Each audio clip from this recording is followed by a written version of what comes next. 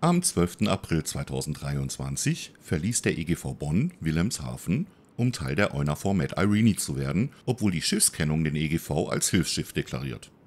Nur Bahnhof verstanden? Wir erklären jetzt, was sich hinter diesen Begriffen versteckt.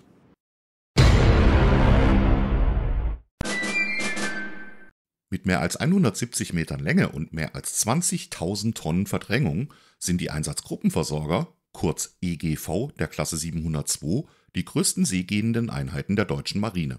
Das erste der 3 Schiffe dieser Klasse wurde 1999 auf den Namen Berlin getauft und 2001 in Dienst gestellt, weshalb die Klasse 702 auch Berlin-Klasse genannt wird. Neben dem EGV Berlin gehören dazu auch der EGV Frankfurt am Main und der EGV Bonn.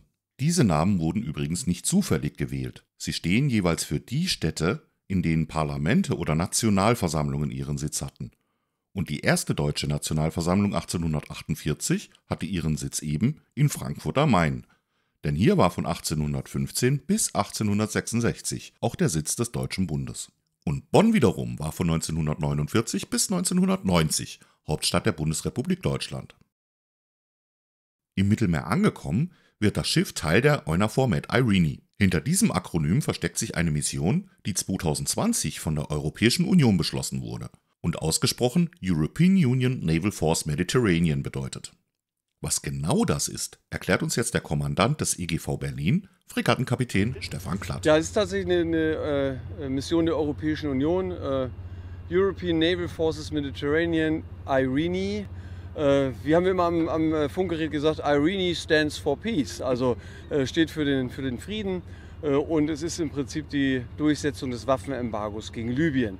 Das wiederum von den Vereinten Nationen, also da gibt es Resolutionen, die das billigen. Wer mehr über diese Operation wissen möchte, dem habe ich interessante Links in die Videobeschreibung gepackt. Die sowohl seitlich als auch am Heck angebrachte Schiffskennung beginnt mit einem Buchstaben, der die Schiffsklasse bezeichnet und einer fortlaufenden Nummer für die Einheiten dieser Schiffsklasse. Das A bei den Einsatzgruppenversorgern steht für, je nachdem ob man es britisch-englisch Auxiliary oder eher amerikanisch Auxiliary ausspricht, für ein Hilfsschiff. Diese können entweder rein zivil besetzt und unbewaffnet sein, wie beispielsweise die Betriebsstofftanker der Rhön-Klasse, und tragen dann die Bundesdienstflagge am Heck. Oder aber, wie bei den Einsatzgruppenversorgern, bewaffnet und mit militärischem Personal fahren, weshalb sie dann die Dienstflagge der Seestreitkräfte tragen und als Kriegsschiff gelten. Übrigens, manchmal wird für die Schiffskennung auch der Ausdruck Hull Code verwendet und das dann mit Hüllennummer übersetzt.